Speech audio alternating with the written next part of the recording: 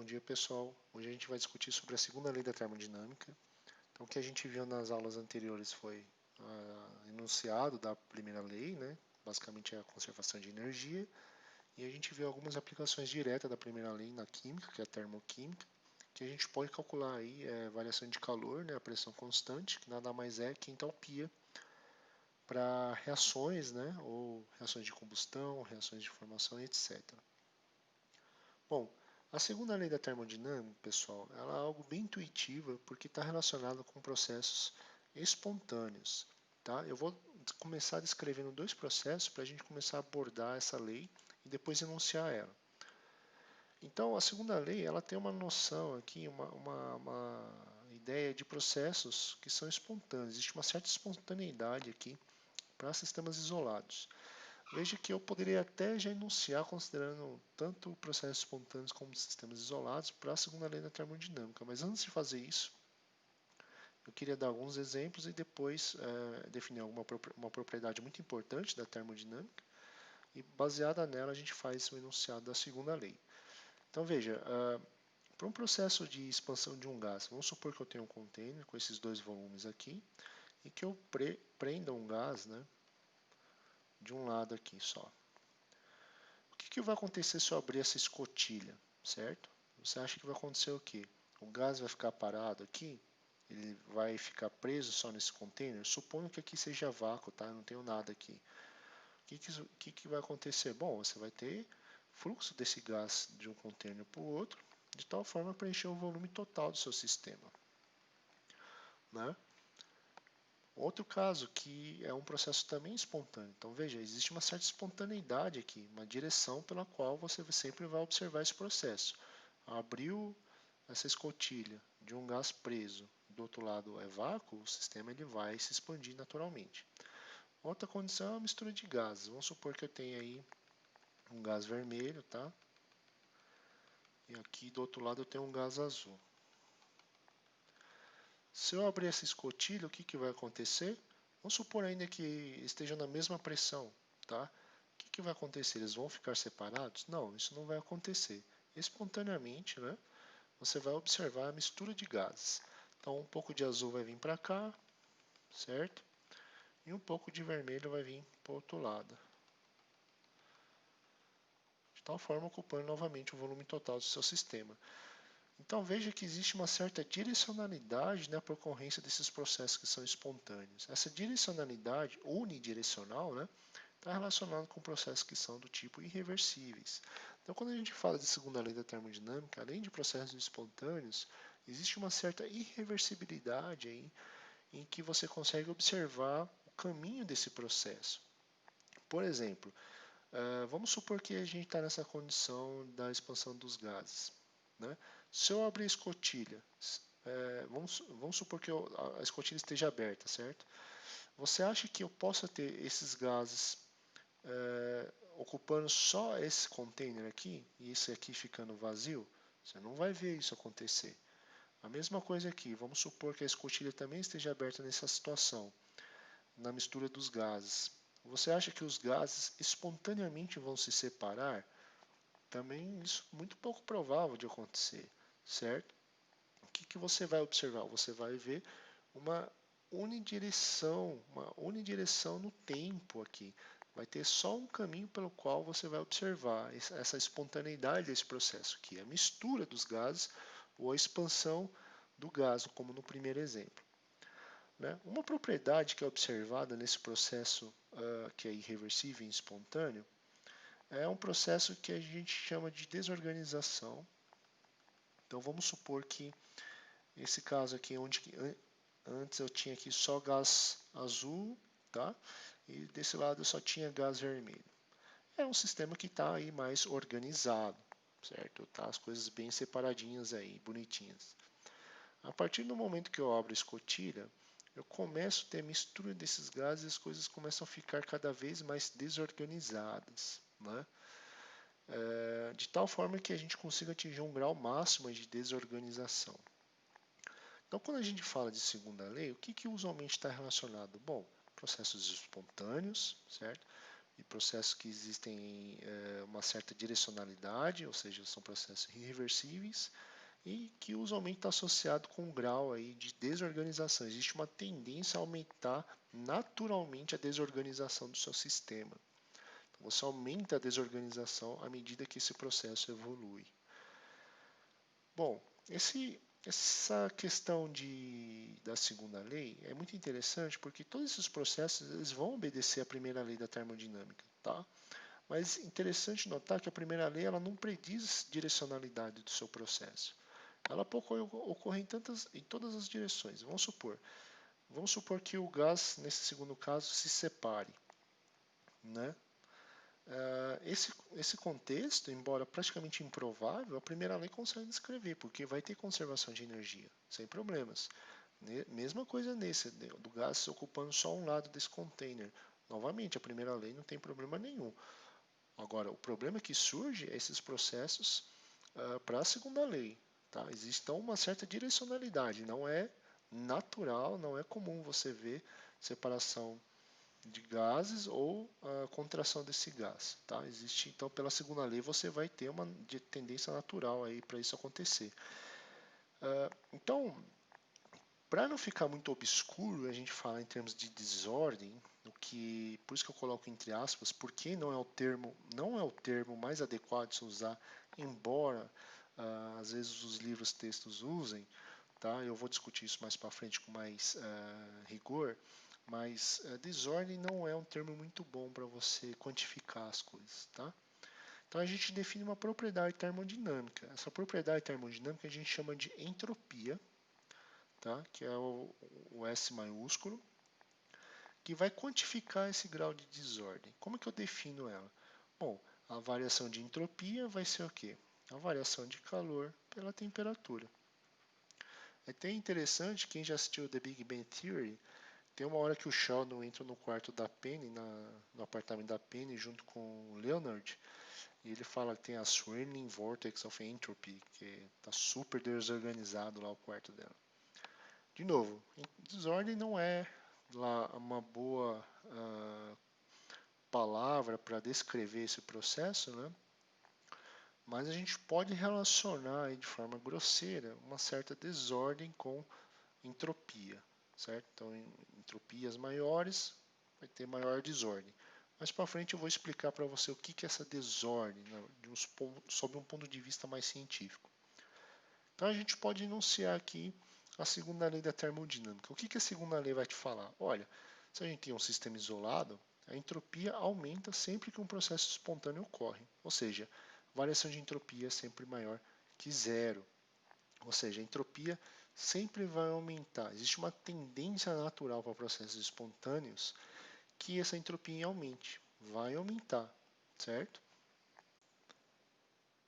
Bom, vamos ver agora como que a entropia, né, ela se comporta em relação ao tempo. Talvez fique mais simples de observar aqui. Vamos pensar no caso ali do exemplo onde a gente tem expansão de um gás. Inicialmente, com o gás só de um lado ali do container, a gente está nesse ponto aqui de entropia. À medida que a gente abre aí essa escotilha e a gente vê a expansão de um gás, como o processo é irreversível e é espontâneo, você tem aí, pela segunda lei, um aumento da entropia. Então a entropia ela vai ter que aumentar, certo? Vai aumentando, aumentando, aumentando, até atingir um ponto onde que essa entropia já não varia mais. Esse ponto em que ela não varia mais é um valor que a gente atingiu um valor máximo de entropia. Ela não muda mais. Né? E é muito importante essa condição, pessoal, porque nessa condição, certo? Nessa condição aqui, onde que o tempo é muito longo, o tempo tendendo a infinito, a gente tem a condição que a gente já viu, é uma condição de equilíbrio. Equilíbrio. Nessa condição de equilíbrio é justamente onde a variação da entropia é o que? Nula. E atinge um valor máximo de entropia. Então, quando a entropia vai aumentando, vai aumentando, vai aumentando e atinge o valor máximo, ou seja, a variação de entropia agora é nula, a gente tem a condição de equilíbrio e é justamente onde que a gente conseguiu trabalhar, né, aplicando, por exemplo, as condições da primeira lei. Toda essa outra condição, pessoal, em que você não tem ainda o estado de equilíbrio, é uma condição que eu vou chamar de não equilíbrio ou fora de equilíbrio. Então, é não equilíbrio. E a condição em que, se você analisar a variação de entropia, ela tem que obedecer a segunda lei e tem que ser necessariamente maior que zero. Veja, a inclinação sempre vai ser maior que zero aqui. Então, o que é importante lembrar? Bom, ao atingir o equilíbrio, pessoal, ou estado de maior desordem, a entropia do sistema ela é maximizada. Então, esse processo que é espontâneo, né, irreversível, ele tende a maximizar a entropia até atingir o equilíbrio. Então, esses processos que a gente estuda, existe uma tendência natural ao sistema atingir o equilíbrio termodinâmico, fazendo o quê? Aumentando a sua entropia ao grau máximo, aumentando a desordem, como queira. Tá? E é muito interessante que você pode utilizar então essa variação de entropia como critério de espontaneidade aí em sistemas isolados. Então, sistema isolado, você pode utilizar a entropia para falar se aquele processo é espontâneo ou não. Tudo bem? Para o sistema fechado é um pouquinho mais complicado, mas para o sistema isolado basta entropia. Vamos analisar alguns processos que são espontâneos para a gente discutir com um pouco mais de rigor, né, o que essa segunda lei, como essa segunda lei está por trás aí desses processos. Talvez fique mais claro para você aqui. Muito bem, vamos pensar aqui, a gente tem um sistema dividido em dois subsistemas. Um sistema que eu vou chamar de A, tá? Então ele vai ter uma temperatura A e volume de A, e outro que vai ser um subsistema B, que vai ter temperatura B e volume B. O subsistema A e B, pessoal, eles podem trocar calor entre si, só que o sistema total, que é A mais B, ele é isolado. Então ele não troca nem matéria e energia com os vizinhos. Então, se você tem um gradiente de temperatura, diferença de temperatura ali, você vai ter fluxo de calor de um subsistema de um para o outro. Então, o calor vai fluir de um subsistema que tem temperatura mais alta para um que tem temperatura mais baixa espontaneamente. Você sabe disso, né? É natural esse processo acontecer. Baseado na segunda lei. Vamos escrever aqui as equações para ficar mais claro como que a segunda lei está presente aqui nesse processo. Bom, a gente considera aqui que o volume de A e o volume de B são constantes, tá? Se eles são constantes, volume constante, necessariamente a gente já sabe que o trabalho vai ser o quê? Zero, porque não tem variação de volume. A gente vai considerar aqui também, pessoal, que a energia interna do container subsistema A, vamos dizer assim, mais subsistema B, vai ser constante também, tá? Isso significa dizer que a variação da energia interna de A mais a variação da energia interna de B vai ser zero. Ou seja, a gente tem que a variação da energia interna de A vai ser igual a menos a variação da energia interna de B. Então, se a energia interna de A diminui, a de B vai aumentar e vice-versa. Vamos aplicar a primeira lei. Bom, a variação da energia interna de A vai ser o quê? A variação de calor mais variação de trabalho. Trabalho é zero. Tá? Pela definição de entropia que eu dei para você, que é a variação de calor por temperatura, eu posso substituir esse termo aqui por temperatura de A, ds de A. Mesma coisa a gente faz para o subsistema B. Então, é dUB vai ser igual a dQ, né, mais trabalho, que vai ser zero, vai ser igual a T de B, ds de B. A entropia eu posso definir total vai ser igual a de A mais A de B. Então, a variação de entropia vai ser o quê? A variação de entropia do subsistema A mais a variação de entropia do sistema B. A gente pode, então, substituir esse termo aqui baseado nessa condição. É só passar o T de A, né, dividindo para cá. E a mesma coisa para esse aqui, ds de B, passando o T de B, dividindo para cá. A gente vai ter o quê? A gente vai ter, deixa eu escrever aqui, ds vai ser igual a du de A sobre TA mais du de B sobre TB. Só lembrando, pessoal, a gente deduziu ali em cima aqui, du de A é igual a menos du de B. Eu vou substituir o du de A, né, aqui e deixar tudo em função de du de B. Vamos lá. isso vai ficar, então eu só vou recopiar aqui, ds vai ser igual a du de A, TA, mais du de B, TB. Isso implica dizer que ds vai ser igual a du de B, e agora eu vou colocar em evidência du de B, vai ficar 1 menos T de B, menos 1 sobre T de A, ok? Só substituir, você chega nessa relação. Vamos analisar as condições que a gente pode observar. Bom, a primeira é que a temperatura de B vai ser maior que a temperatura de A. Se isso é verdade, pessoal, como a temperatura está no denominador, a gente vai ter essa condição, que 1 TB menos 1 de TA tem que ser menor que zero. Tá? Por quê? Porque se esse termo é maior, isso aqui como um todo diminui, certo? Então esse termo tem que ser negativo. Só que a gente sabe que, pela segunda lei, que a variação da entropia ela tem que ser maior que zero. Então, se a gente sabe que esse termo aqui é menor que zero, tá? Esse termo é menor que zero e esse termo é maior que zero, esse termo tem que ser o quê? Tem que ser também menor que zero para multiplicar com o outro negativo e dar maior que zero. Então a gente tem que du de B vai ser menor que zero. Olha que interessante, se a gente pensar lá nos subsistemas, né? No subsistema A e sistema B.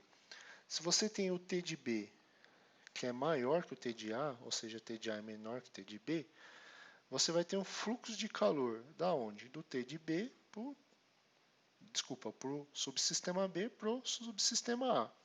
Como o volume é constante, o que você vai alterar aí? Basicamente é energia interna do seu sistema. Então, como você está perdendo aí calor do seu sistema B, subsistema B indo para o subsistema A, isso a energia interna diminui no subsistema B. Por isso a variação de dUB é menor que zero. Né? Faz total sentido e obedece aí a segunda lei. Vamos pensar na outra condição.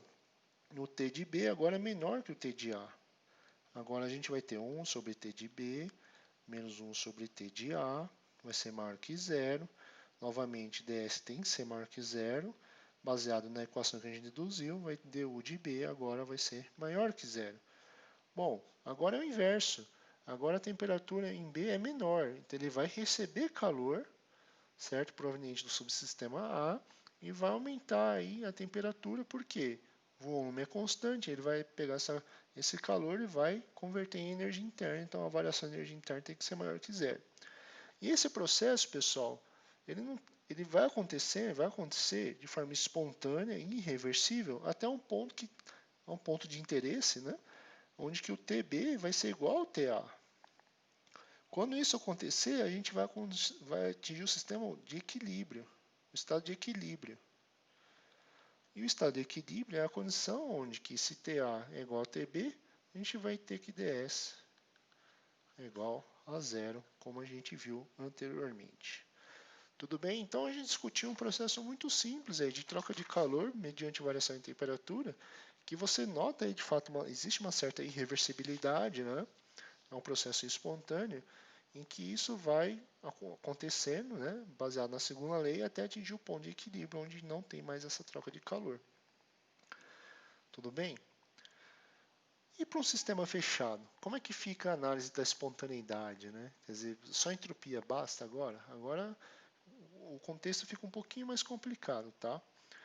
Por quê? Como o sistema ele é fechado, pessoal, você tem que analisar também a interação com as vizinhanças. Lembra, sistema fechado, você tem troca de calor com as vizinhanças. Então você tem que considerar também a entropia do sistema e a entropia, variação de entropia do sistema e a variação de entropia das vizinhanças, tá? Então é o que eu basicamente disse aqui nessa primeira linha aqui, ó. Assim deve-se levar em conta a variação de entropia do sistema e uma parcela de variação de entropia resultante aí das vizinhanças. Né? Mais para frente, você pode englobar tudo isso em outra função de estado, tem outro nome aí, né? Mas só lembrando, então, para um sistema isolado, você pode considerar só a entropia como um fator, um critério de espontaneidade. Para um sistema que é fechado, você pode analisar dessa forma, mas tem que levar em consideração as vizinhanças, tá? Então, o que você vai considerar? Então, você vai escrever uma entropia total, ele vai depender então do seu sistema, mais uma entropia das vizinhanças.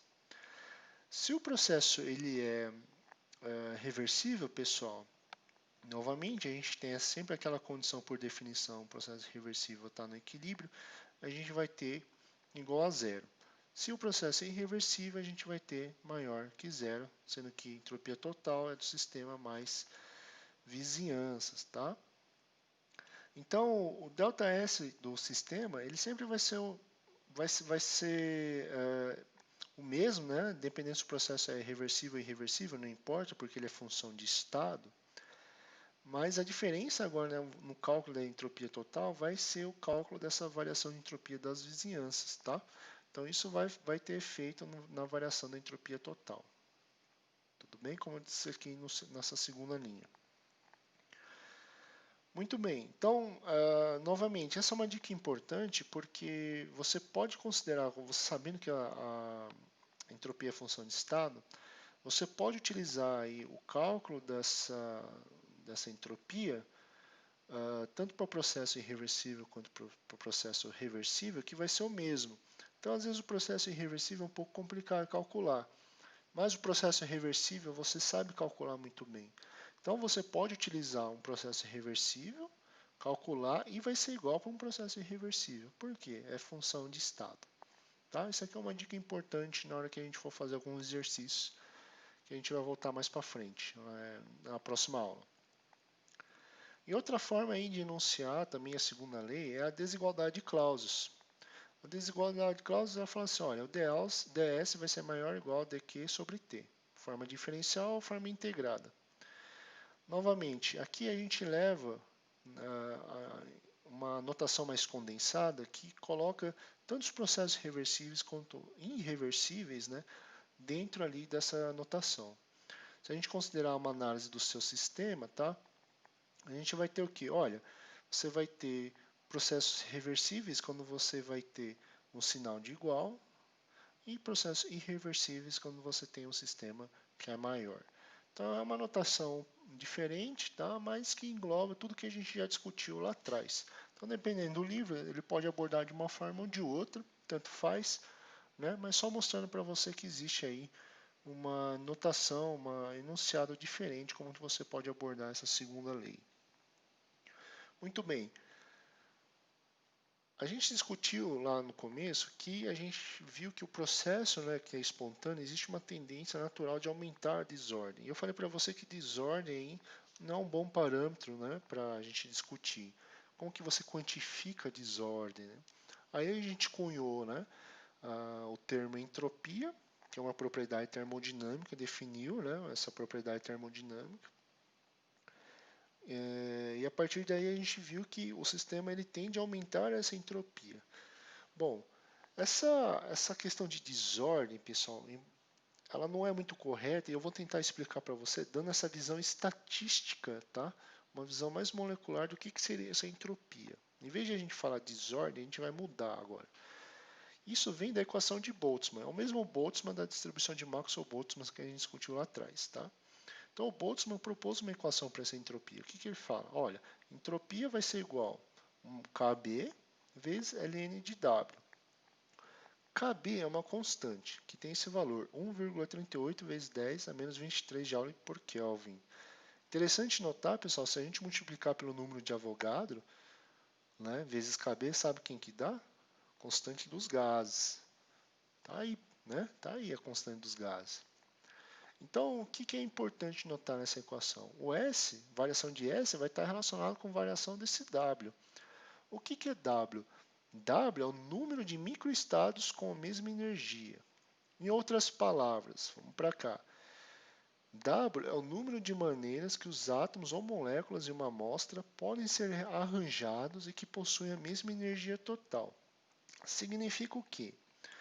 Você pode arranjar as moléculas ou os átomos em diversas disposições, de tal forma que você consiga manter, vamos supor, a energia desse sistema constante, tá? E o número de maneiras que você consegue fazer esse arranjo está relacionado com o cálculo da entropia, tá? Então, quando a gente fala em desordem, na verdade está relacionado com esse número, né, total de maneiras de arranjar essas moléculas ou átomos nessa sua amostra. Vou dar um exemplo. considerar um cristal, um exemplo hipotético, tá? Um cristal de moléculas do tipo HF. Nesse cristal eu só tenho aí 4 moléculas, tá? De HF. Então eu vou escrever aqui, ó, HF, HF, HF, HF. Tá? Essa aqui é uma possibilidade, é um arranjo. Mas eu posso escrever assim também, HF, FH, HF, HF, certo? Eu mudei só essa condição. E eu falo, olha, eu mudei, eu arranjei de forma diferente, mas mantive a energia constante. Posso fazer de outra forma também. Ó, FH, FH, HF, HF, né? Agora eu tenho essa e essa mudança. E assim vai, né? Você pode arranjar de diversas formas. Como que você calcula isso? Bom, você considera que são os dois átomos, né? Por 4 formas ali diferentes de arranjar o seu sistema. E você fazendo o cálculo, você vai ter 16 maneiras, né? 16 maneiras ou 16 arranjos possíveis para essa condição. Então, o que essa entropia está falando para você? Olha, quanto mais maneiras você tem para você arranjar o seu sistema, ou seja, quanto maior é o número de microestados, maior vai ser a sua entropia. Tá? Então, vamos pensar no caso da expansão daquele gás lá. Né? Olha, você tem o container, você tem um gás, tá? O que eu vou fazer? Eu vou abrir a escotilha. Na hora que eu abro essa escotilha, eu aumentei o volume do seu sistema. Eu aumentei o número de possibilidades aí de você arranjar de diversas formas esse gás. Né? Eu aumentei o número de microestados. Quando eu faço isso, eu vou fazer o quê? Eu vou conseguir que essa entropia aumente e obedeça a segunda lei da termodinâmica. E é por esse motivo, pelo fato de você ter maior possibilidade de arranjos, ou maior número de microestados, ou seja, o gás ele vai ter que ocupar esse sistema como um todo aqui. Então, quando a gente fala em nível de desordem, pessoal, na verdade não é um termo bom de falar, porque essa desordem ela está relacionada aí com os valores de W ou de microestados acessíveis, tá? Então, em vez de você falar assim, o sistema ficou mais desordenado, não fala isso. A partir de hoje você não precisa mais falar, tá? Você pode falar, não, o sistema ele vai tender a uma condição em que você vai ter um maior número de microestados acessíveis. Você aumentou o volume, aumentou o número de maneiras de você arranjar, então necessariamente você vai ter que ter um aumento da entropia. Então, o equilíbrio ele vai atingir quando você tem a entropia máxima, ou seja, quando você tem o valor de W máximo. Então, o equilíbrio está relacionado com o valor ou o número máximo de possibilidades e arranjos aqui, né, do seu sistema. Então, quando a gente abre a válvula, o que vai acontecer? A gente aumenta o volume, o número de microestados possíveis, necessariamente você vai ter um aumento da entropia, ele vai atingir o valor máximo até seu ponto de equilíbrio, né? Atingir o valor máximo, que é o ponto de equilíbrio. Então, a variação de entropia vai ser zero, e a entropia é um ponto de máximo agora, não varia mais. Ok? Então, o que eu queria falar nessa aula para vocês, pessoal? Bom, olha, a gente definiu a segunda lei da termodinâmica. A segunda lei da termodinâmica fala basicamente de espontaneidade de processos em sistemas isolados. Existe uma irreversibilidade, uma tendência unidirecional aí, em que o sistema prossegue, tá? Essa definição que a gente usou está relacionado com entropia, tá? Entropia a gente pode classificar como um grau de desordem, mas eu falei para você que desordem não é algo cientificamente bem quantificado, então é melhor falar em termos de microestados. Então a entropia aumenta porque aumenta o número de arranjos possíveis ou o número de microestados do seu sistema, né? E que você tem aí condições em que o sistema está fora do equilíbrio, então você tem aí uma variação de entropia maior que zero, a entropia tem que aumentar, até atingir o valor máximo que é o estado de equilíbrio, onde a entropia agora não varia mais. Tá bom? Como que você define essa entropia? Você pode usar desigualdade de Clausius, em que se é um processo reversível, você tem dq sobre t, um processo irreversível você tem uma variação de entropia maior, né, que dq sobre t. Isso leva em conta agora, para um sistema fechado, a variação de entropia no sistema, né, mas a variação de entropia das vizinhanças também. Muito bem? Bom, pessoal, é isso que eu queria dizer para vocês. Então, na próxima aula a gente vai fazer alguns exercícios juntando agora a primeira lei e a segunda lei e discutindo alguns efeitos da segunda lei em diversos processos, ok? Queria agradecer novamente a sua atenção e até daqui a